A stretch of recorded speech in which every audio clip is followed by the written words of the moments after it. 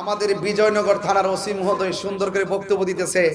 তাহিরি ওয়াজের ভিতরে সরকার বিরোধী কথা বলছে, রাষ্ট্রদ্রোহী কথা বলছে। আমি ওসি সাহেবকে বলবো, ওসি সাহেব আপনি যদি বিয়ে করে থাকেন আপনার পরিবার আছে, আপনি যদি বিয়ে করে থাকেন আপনার সন্তান আছে, সন্তানের কসম কেটে বলুন আমি গতকাল বিজয়নগরে 1 সেকেন্ড সরকারের বিরুদ্ধে কথা বলছি কিনা। আমি স্টেজ থেকে উঠার পরে যখন দেখলাম প্রশাসনের গাড়ি, দেখেছি আমাদের মতাদর্শের বাইরের অনেক অপরিচিত পোলাপান এখানে ঢুকছে। কিছু কিছু মানুষ আমাদের মাহফিলে তারা একটা ট্যাগ লাগাইছে, তাহিরি বক্তরা মাথা ফাটিয়েছে, তাহিরি বক্তরা গাড়ি ভেঙেছে। এই ট্যাগ লাগানোর কথা বন্ধ করুন। একটা মাহফিলে শুধুমাত্র তাহিরির ভক্তই থাকে না, এই মাহফিলে অনেক শত্রু আছে, ওরা ওয়াকারেস ঘটিয়ে সুন্নিদেরকে বিপদে ফেলতে চায়। সুপ্রিয় দর্শক, দূর দূরান্ত থেকে, দেশ দেশের বাহির থেকে, যে যেখান থেকে দেখছেন আমার এই ভিডিও, সবাইকে জানাই আন্তরিক সালাম, অভিনন্দন।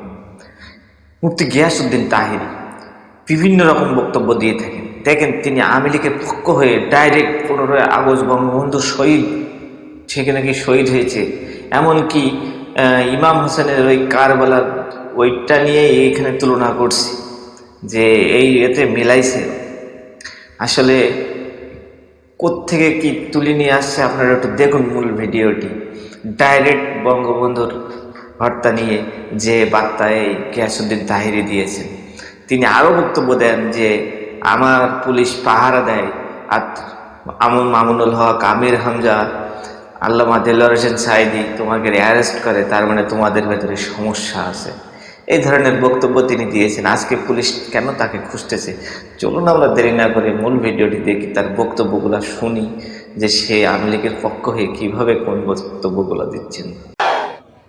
গতকাল এক মাহফিলে গেলাম, আবার আজকে নতুন খবর এখানে ওঠার আগে মাহফিলে গিয়েছি, 1.5 ঘন্টা সুন্দরভাবে আলোচনা করে ক্যাম্প করেছি, মুনাজাত করেছি, ঘরে গিয়েছি, খাওয়া দাওয়া করেছি। প্রশাসন আমার কাছে আসছেন প্রায় 40-50 জন। আসার পরে বলছেন যে হুজুর আমরা আপনার সেফটির জন্য আসছি। আমি বললাম যে আপনি যে সেফটির জন্য আসছেন, এখন পাবলিক তো মনে করতেছে আমাকে গ্রেফতার করতে আসছেন। এখন আমি তো বড় মুসিবতের মধ্যে পড়ছি।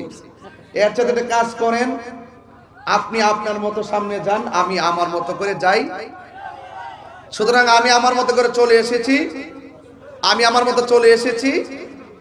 আমি আজকে শুনলাম আমাদের বিজয়নগর থানার ওসি মহোদয় সুন্দর করে বক্তব্য দিতেছে।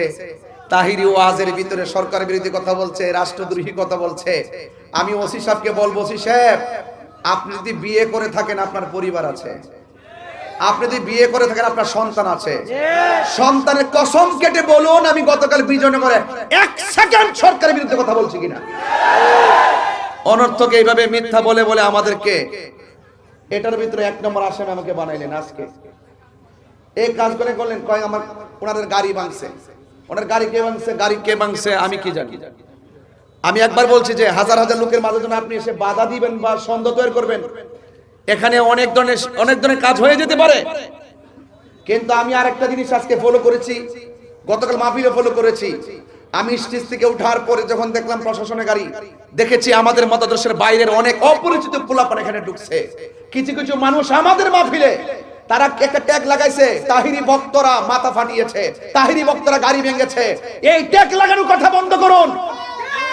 একটা মাহফিলে শুধুমাত্র তাহিরির ভক্তই থাকে না, এই মাহফিলে অনেক শত্রু আছে, ওরা ওয়াকারেস ঘটিয়ে সুন্নিদেরকে বিপদে ফেলতে চায়।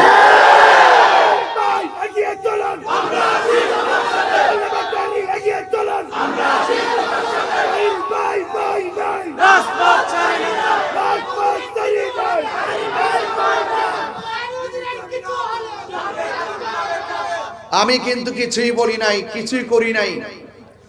আমাকে দেয়, আমি উস্কানি দেয়। আসলে তাহিরুজের উস্কানি দেয় না, তাহিরুজের বাস্তব কথাগুলো বলে। ধন্যবাদ জানায় চট্টগ্রামের আপামর সুন্নি জনতাকে, যে আমি একজন নগণ্য, আমার চট্টগ্রামের মানুষ দীর্ঘদিন ধরে দেখে আসতেছে মাজারে আক্রমণ হচ্ছে, কোনো ধরনের প্রোটেকশন নাই।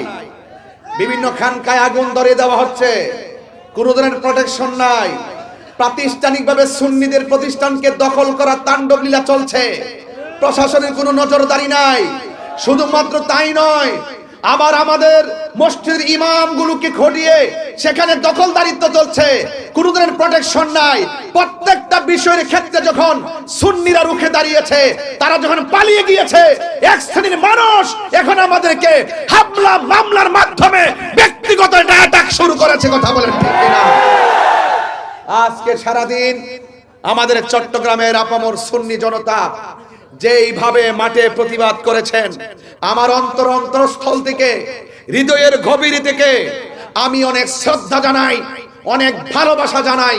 আপনারা যৌক্তিক দাবি করেছেন, আপনারা যৌক্তিক দাবিতে মাঠে প্রতিবাদ করেছেন, কারণ এই দেশটা কাহারো কাছে লিজ দেওয়া হয় নাই, এই দেশটা সবার। কথা বলেন ঠিক কিনা বলেন? এই জন্য ভাইয়ের আমি প্রথমে এই কথাগুলো বলছি। ইনশাল্লাহ আমার উপরে মামলা হয়েছে, হয়তোবা আমার জেল হবে।